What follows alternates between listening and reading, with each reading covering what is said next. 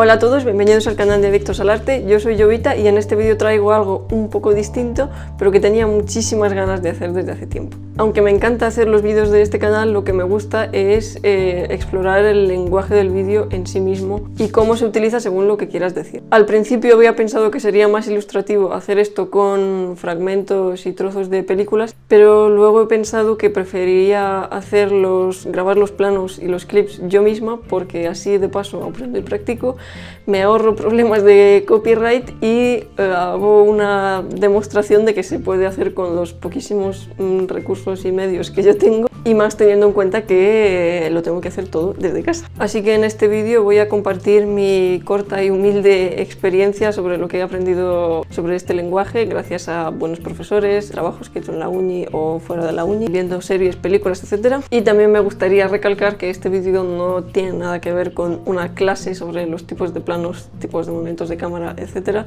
Simplemente voy a un poco explicar lo que yo he aprendido sobre esto y cómo creo que se puede aplicar a recursos creativos dentro del vídeo. Como todos sabemos, uno de los dos elementos clave del vídeo es el sonido, pero dado que yo me especializo en la imagen, este vídeo va a tratar más bien sobre la imagen. Voy a hacer 3 divisiones en este vídeo, pero quiero recalcar otra vez que es una división que he hecho yo personalmente porque me ha parecido adecuado hacerlo así, pero vamos, que no tiene ninguna importancia eso. La primera es probablemente la más básica y son los tipos de plano. Esto todo el mundo lo conocemos ya: plano general, plano americano, plano medio, primer plano, primerísimo plano y plano detalle. Pero lo importante es saber cuándo hay que utilizar cada uno, porque cada uno nos va a decir cosas distintas y va a transmitir cosas distintas. Esto también son un poco obviedades, pero por ejemplo es bastante típico empezar con un plano general o con un gran plano general, porque nos describe toda la escena y nos sitúa en el lugar donde se desarrolla esa escena, historia, etc.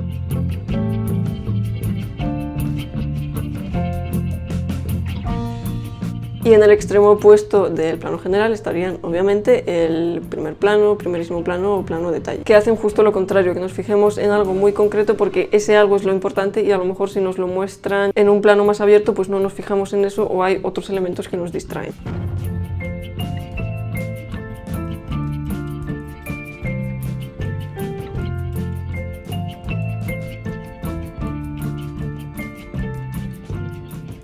Y aunque, como ya he dicho, es muy común introducir con un plano general, no tiene por qué. Ya he dicho que ya he dejado de intuir que no hay aquí reglas irrompibles, porque por ejemplo a lo mejor nuestras intenciones son otras y preferimos empezar con un plano más cerrado, no mostrarlo todo y ir mostrándolo poco a poco. Todo va a depender siempre de cuáles son nuestras intenciones.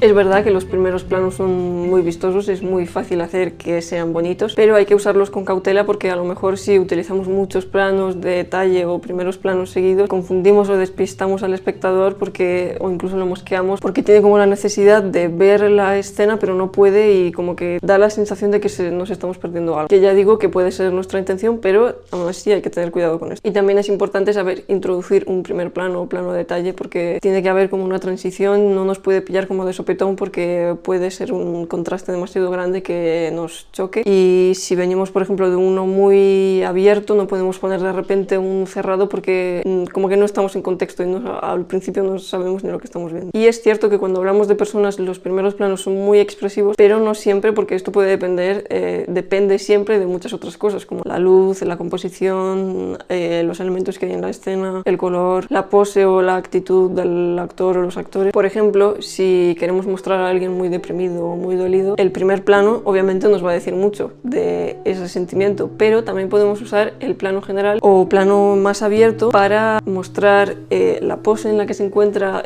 su actitud, etcétera, porque esto también nos va a decir mucho. Y pues obviamente se podrían combinar ambas cosas para aumentar eso que queremos transmitir. Lo siguiente de lo que voy a hablar es del movimiento de cámara, si hay o no, y en caso afirmativo de qué tipo. Podríamos pensar en un principio que lo más fácil es poner un plano fijo y ya está, porque hacer movimientos no es tan fácil, necesitamos por lo menos un buen trípode que no haga movimientos extraños, sobre todo para que los movimientos sean fluidos, etc.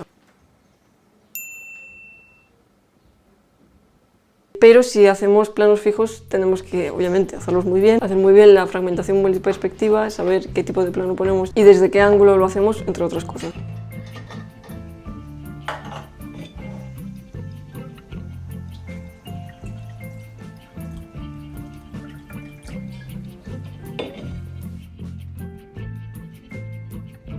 Y en caso de que haya movimiento, hay que saber muy bien hacer ese movimiento, porque lo ideal no es que el espectador vea, ah, mira, se está moviendo la cámara, sino que el movimiento guíe a la acción y guíe al espectador, porque lo importante no es la cámara en sí o el movimiento, sino lo que se nos está mostrando a través de ese movimiento. Por ejemplo, es un poco obvio, pero si la acción que se está desarrollando es muy lenta, muy tranquila, etcétera, pues el movimiento de cámara, si lo hay, igualmente será lento también y viceversa.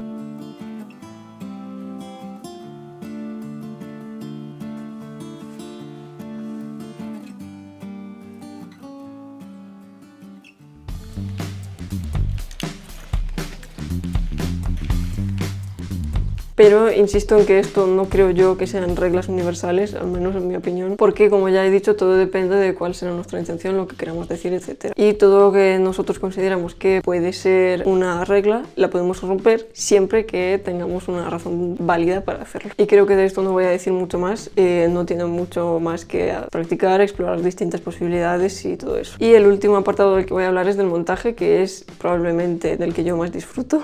El montar los vídeos de este canal es una de las cosas que más me motiva a seguir haciéndolos, pero cualquier aspirante a montador, como podría ser yo, evidentemente con lo que más disfrutaría es haciendo cosas más complejas, como ya sea ficción, videoarte, etcétera, porque las posibilidades se multiplican muchísimo, pero evidentemente esto también hace que sea mucho más complejo. También tengo que decir que todos estos elementos que he ido nombrando evidentemente no son independientes, se conjugan y se complementan entre sí, entonces hablar de uno de ellos sin tener en cuenta el resto, como podría ser el montaje, es un poco complicado. Por ejemplo, algo muy recurrente es basar una escena en planos relativamente cerrados y que sean muy cortos para describir la escena de una manera mucho más dinámica que, por ejemplo, si hiciéramos planos más abiertos y más largos. Pero evidentemente esto no quiere decir que el plano cerrado vaya acompañado de planos cortos, porque podemos usar exactamente los mismos planos para describir una acción mucho más lenta o incluso triste. Todo depende de cómo combinemos los recursos de los que disponemos.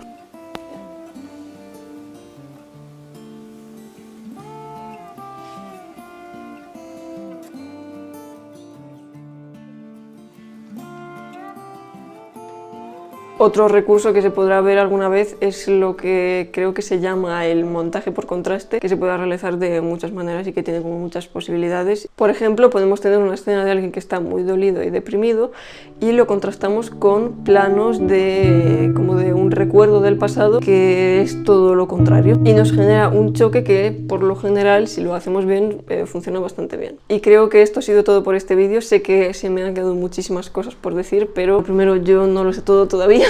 Estoy en proceso de aprendizaje y es muy difícil condensar tantísima información en un vídeo de YouTube. Pero bueno, espero que os haya entretenido, inspirado, servido de algo, etc. Compártelo y dale me gusta si ha sido así, suscríbete si no estás suscrito y nos vemos en el próximo vídeo. ¡Adiós! Ya está.